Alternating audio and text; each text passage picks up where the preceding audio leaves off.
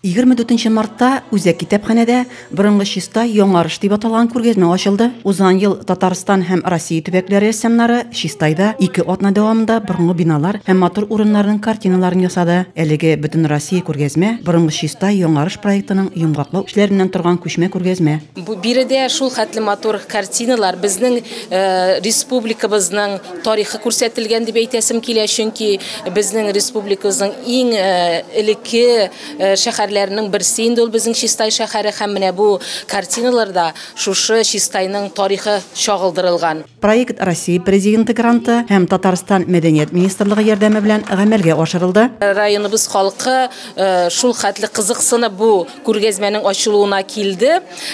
Бүген инде ныклап һәрбер рәсем белән танышып узарбыз дип өметләнеп торабыз. Күргәзмә ачылуга әлеге проект башына торган рәссамнарның килүе мәртәбә. Һәрбер картина артында авторын күрәм. Менә һәрбер сортында кем ясаган һәм ничек эшләгән икәнен менә бүген күз алдында елмая басып торалар. Бүген менә шушы монда картина арасында бер төркем рәсемнәр тора кебек.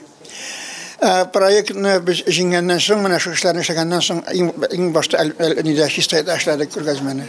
Казанда эшләдек. Түбән Камада эшләдек.